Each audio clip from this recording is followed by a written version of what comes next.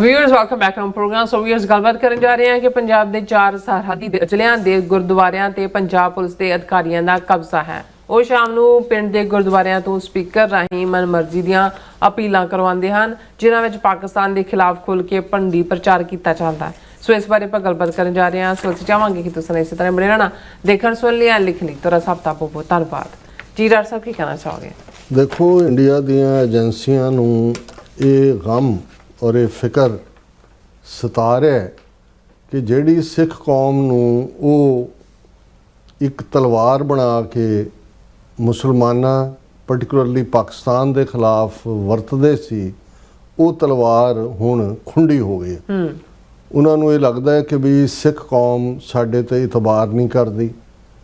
ਸਿੱਖ ਕੌਮ ਕਰਤਾਰਪੁਰ ਸਾਹਿਬ ਦਾ ਕੋਰੀਡੋਰ ਖੋਲ੍ਹਣ ਤੋਂ ਬਾਅਦ ਬਹੁਤ ਜ਼ਿਆਦਾ ਜਿਹੜੀ ਹੈ ਉਹ ਪਾਕਿਸਤਾਨੀ ਆਵਾਮ ਦੇ ਨਾਲ ਨੇੜਤਾ ਔਰ ਉਹ ਮੁਹੱਬਤ ਜਿਸ ਨੂੰ ਕਿਸੇ ਪੈਮਾਨੇ ਦੇ ਨਾਲ ਮਿਣਿਆ ਨਹੀਂ ਜਾ ਸਕਦਾ, ਉਹ ਪੈਦਾ ਹੋਈ। ਔਰ ਇਹਦੇ 'ਚ ਕੋਈ ਦੋ ਰਾਵਾਂ ਨਹੀਂ, ਜੇ ਭਾਰਤ ਦੀ ਸਰਕਾਰ ਪਿਛਲੇ 1.25 ਸਾਲ ਤੋਂ ਕਰਤਾਰਪੁਰ ਸਾਹਿਬ ਕੋਰੀਡੋਰ ਨੂੰ ਬੰਦ ਕਰਕੇ ਬੈਠੀ ਹੈ, ਔਰ ਅੱਜ ਵੀ ਜਦੋਂ ਮੈਂ ਇਹ ਖਬਰ ਉਹਨਾਂ ਦੀ ਦੇਖੀ, Kartarpur corridor closure, Ministry of External Affairs cites security concerns as SGPC seeks more pilgrim visas।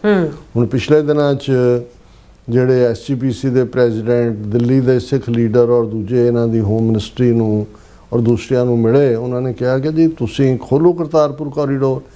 ਵੀ ਉਸ ਤੋਂ ਪਹਿਲਾਂ ਬਹੁਤੀ ਜਾਗਰਤੀ ਨਹੀਂ ਸੀ। ਉਹਨਾਂ ਨੇ ਸ਼੍ਰੋਮਣੀ ਕਮੇਟੀ ਪ੍ਰਧਾਨ ਨੇ ਕਿਹਾ ਵੀ ਹੁਣ ਜਿਵੇਂ ਗੁਰੂ ਨਾਨਕ ਪਾਤਸ਼ਾਹ ਦਾ ਪ੍ਰਕਾਸ਼ ਪੁਰਬ ਆਉਣ ਵਾਲਾ ਹੈ, ਸਿਰਫ 3000 ਵੀਜ਼ਾ ਇਹ ਦਿੰਦੇ ਨੇ। ਪਾਕਿਸਤਾਨ ਦੀ ਐਮਬੈਸੀ ਨੂੰ ਨਹੀਂ ਹੁੰਦਾ, ਇੰਡੀਆ ਉਹਨਾਂ ਕੁ ਅਲਾਓ ਕਰਦਾ।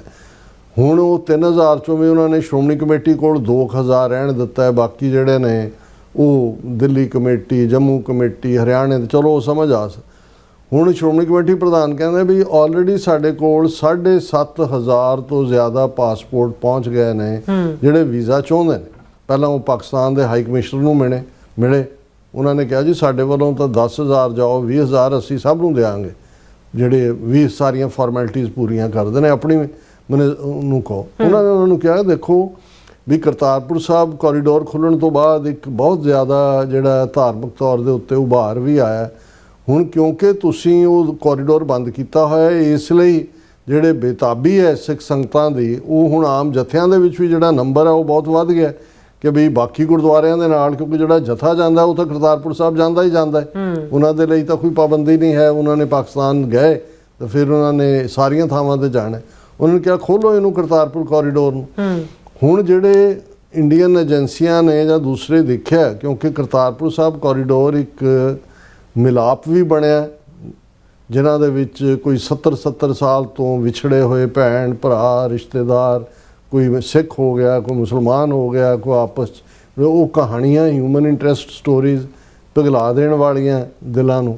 ਔਰ ਉਸ ਸਾਰੇ 'ਚੋਂ ਉਭਰਿਆ ਪਿਆਰ ਵੀ, ਔਰ ਫਿਰ ਇਸ ਗੱਲ ਵੱਲ ਵੀ ਧਿਆਨ ਵੀ ਅਸੀਂ ਸਦੀਆਂ ਤੋਂ ਇਕੱਠੇ ਰਹਿ ਰਹੇ ਸੀ। ਕੋਈ ਉਸ ਕਿਸਮ ਦਾ ਕਦੇ ਵੀ ਪੰਜਾਬ ਦੇ ਵਿੱਚ ਬ੍ਰਿਟਿਸ਼ ਪੀਰੀਅਡ 'ਚ 98 ਸਾਲ ਜਾਂ ਮਹਾਰਾਜਾ ਰਣਜੀਤ ਸਿੰਘ ਜਾਂ ਉਸ ਪੀਰੀਅਡ 'ਚ ਕਦੇ ਕੋਈ ਰਾਈਟਿੰਗ ਨਹੀਂ ਸੀ ਹੋਈ। ਬ੍ਰਿਟਿਸ਼ ਪੀਰੀਅਡ ਥੋੜ੍ਹਾ ਬਹੁਤ ਟਾਈਮ ਛੱਡ ਕੇ ਜਦੋਂ 1940 'ਚ ਨਫ਼ਰਤ ਫੈਲਣੀ, ਉਹ ਵੀ ਬੜੇ ਸਮਾਲ ਲੈਵਲ 'ਤੇ, ਜਦੋਂ ਕਿ ਬਿਹਾਰ, ਯੂਪੀ, ਬੰਗਾਲ ਅਕਸਰ ਰਾਈਟ ਹੁੰਦੇ ਰਹਿੰਦੇ ਸੀ।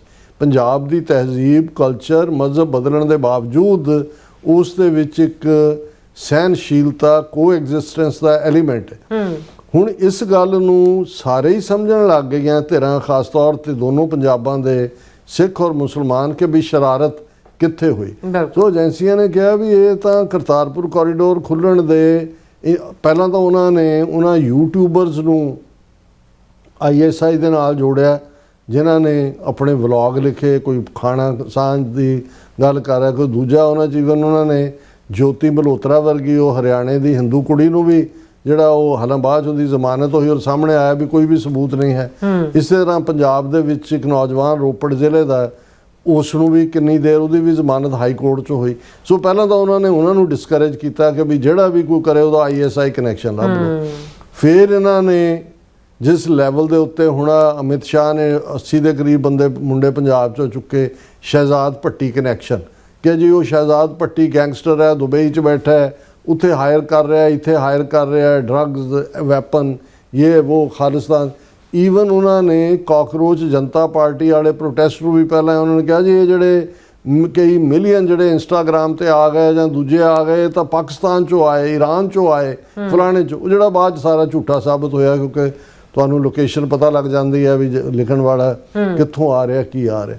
ਹੁਣ ਇੱਕ ਪਾਸੇ ਤਾਂ ਇਹ ਕਰਤਾਰਪੁਰ ਸਾਹਿਬ ਕੋਰੀਡੋਰ ਤੱਕ ਖੋਲ੍ਹਣਾ ਨਹੀਂ ਚਾਹੁੰਦੇ, ਜਥਿਆਂ ਦੀ ਗਿਣਤੀ ਨੂੰ ਜਿਹੜਾ ਬਿਲਕੁਲ ਘਟਾਉਂਦੇ ਜਿਹੜੇ ਨੇ ਉਹ ਇਹਨਾਂ ਦਾ ਵਸ ਚੱਲੇ ਤਾਂ ਇਹ ਬਿਲਕੁਲ ਇਹ ਕੋਈ ਨਾ ਕੋਈ ਵਾਇਲੈਂਸ ਕਰਵਾ ਦੇਣਗੇ ਪਾਕਿਸਤਾਨ 'ਚ, ਤਾਂ ਕਿ ਮੁੜ ਕੇ ਸਿੱਖ ਜਿਹੜੇ ਕਹਿਣ ਜੀ ਨਹੀਂ ਅਸੀਂ ਸੇਫ ਨਹੀਂ ਹੈਗੇ।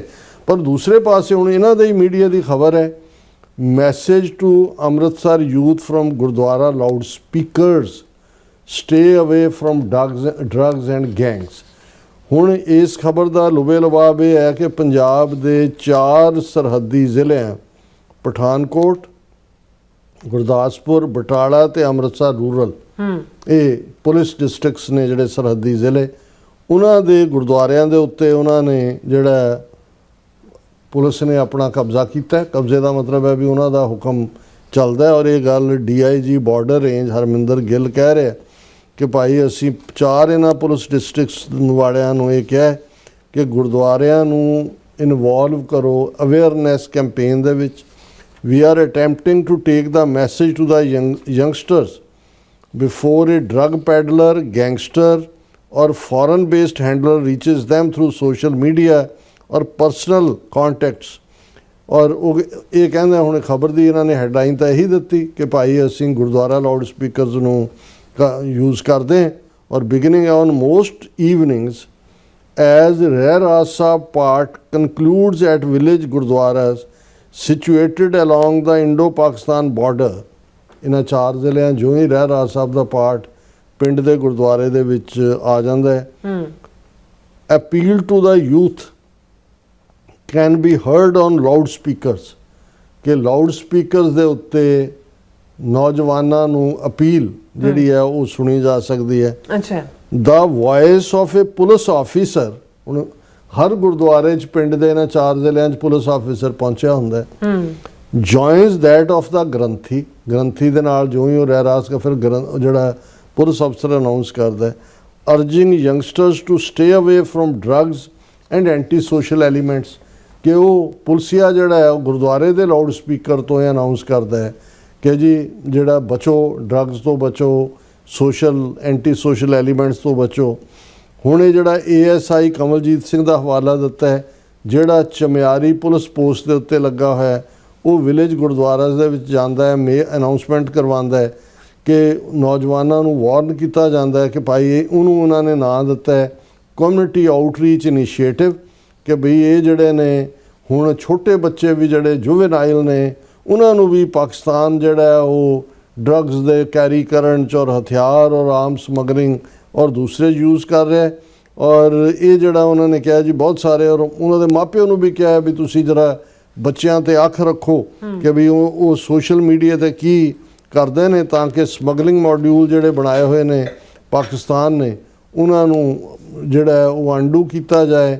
ਔਰ ਇਹ ਜਿਹੜੇ ਬਹੁਤ ਸਾਰੀਆਂ ਡਰੱਗ ਕੰਸਾਈਨਮੈਂਟ ਸਮਗਲ ਹੋ ਰਹੀਆਂ ਨੇ ਪਾਕਿਸਤਾਨ ਤੋਂ ਡਰੋਨਸ ਰਾਹੀਂ, ਜਿਹਦੇ 'ਚ ਕਿ ਯੰਗਸਟਰਸ ਨੂੰ ਇਨਵੋਲਵ ਕੀਤਾ ਹੋਇਆ, ਜਿਹੜੇ ਉਹਨੂੰ ਰਿਸੀਵ ਕਰਦੇ ਨੇ, ਕੰਸੀਲ ਕਰਦੇ ਨੇ, ਫਿਰ ਟਰਾਂਸਪੋਰਟ ਕਰਦੇ ਨੇ ਡਰੱਗਸ ਨੂੰ ਔਰ ਵੈਪਨਸ ਨੂੰ।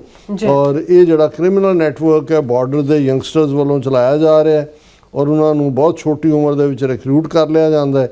ਔਰ we are attempting to take the message to the youngsters before a drug peddler, gangster ਔਰ foreign based handler reaches them through social media.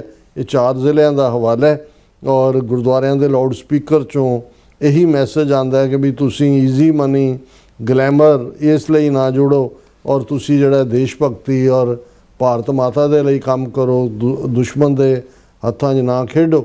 ਔਰ ਉਹਦੇ 'ਚ ਉਹਨਾਂ ਨੇ ਕਿਹਾ ਵੀ ਜਿੰਨੇ ਵੀ ਇਹਨਾਂ 4 ਪੁਲਿਸ ਡਿਸਟ੍ਰਿਕਟਸ 'ਚ ਬਾਰਡਰ ਨਾਲ ਲੱਗਦੇ ਪਿੰਡ ਨੇ ਉਹਨਾਂ ਦੇ ਗੁਰਦੁਆਰਿਆਂ ਦੇ ਉੱਤੇ ਪੁਲਿਸ ਇਸ ਤਰੀਕੇ ਦੇ ਨਾਲ ਆਪਣਾ ਮੈਸੇਜ, ਇਹ ਤਾਂ ਮੀਡੀਆ ਲਈ ਹੈ, ਉੱਥੇ ਕੀ ਪ੍ਰਚਾਰ ਦੇ ਹੋਣਗੇ, ਕੀ ਹੋਏਗਾ। ਔਰ ਇਹਨਾਂ ਬਾਰਡਰ ਪਿੰਡਾਂ ਨੂੰ ਉਹਨਾਂ ਨੇ ਜਦੋਂ ਵੀ ਡਿਸਟਰੋਏ ਕਰਨਾ ਇੰਡੀਅਨ ਏਜੰਸੀਆਂ ਨੇ, ਉਦੋਂ ਕਹਿਣਗੇ ਕਿ ਜੀ ਇਹ ਤਾਂ ਪਾਕਿਸਤਾਨੀ ਏਜੰਟ ਨੇ, ਦੇਖੋ ਜੀ ਅਸੀਂ ਤਾਂ ਗੁਰਦੁਆਰਿਆਂ ਤੋਂ ਵੀ ਅਪੀਲ ਕੀਤੀ, ਅਸੀਂ ਤਾਂ ਅਦਰਵਾਈਜ਼ ਗੁਰਦੁਆਰਿਆਂ ਦੇ ਮਾਈਕਰੋਫੋਨ ਦੇ ਉੱਤੇ ਕੋਈ ਅਨਾਉਂਸਮੈਂਟ ਕਰਨ ਦਾ ਪੁਲਿਸੀਆਂ ਦਾ ਕੀ ਕੰਮ ਹੈ? ਜੇ ਕੋਈ ਅਨਾਉਂਸਮੈਂਟ ਤੁਸੀਂ ਕਰਨੀ ਵੀ ਹੈ, ਤੁਸੀਂ ਗ੍ਰੰਥੀ ਨੂੰ ਦੇ ਸਕਦੇ ਹੋ, ਗੁਰਦੁਆਰੇ ਦੇ ਪ੍ਰਬੰਧਕ ਨੂੰ। ਪੁਲਿਸ ਅਫਸਰ ਜਦੋਂ ਆ ਕੇ ਗੁਰਦੁਆਰੇ ਦਾ ਮਾਈਕ ਵਰਤਦਾ ਹੈ, ਉਸ ਤੋਂ ਤੁਸੀਂ ਅੰਦਾਜ਼ਾ ਲਾ ਲਓ ਵੀ ਗੁਰਦੁਆਰੇ ਵੀ ਇਹਨਾਂ ਨੇ ਆਲਰੇਡੀ ਇਹਨਾਂ ਡਿਸਟ੍ਰਿਕਟਸ ਦੇ ਵਿੱਚ ਆਪਣੇ ਕੰਟਰੋਲ ਦੇ ਥੱਲੇ ਕਰ ਲਏ ਨੇ। ਬਿਲਕੁਲ ਡਾਕਟਰ ਸਾਹਿਬ, ਨੋ ਡਾਊਟ। ਸੋ ਇੱਥੇ ਲੈਣਾ ਬ੍ਰੇਕ ਫਿਅਰਸ, ਤੁਸੀਂ ਕਿਤੇ ਨਹੀਂ ਜਾਣਾ, ਮਿਲਦੇ ਹਾਂ ਆਫਟਰ ਦਿਸ ਸ਼ਾਰਟ ਬ੍ਰੇਕ।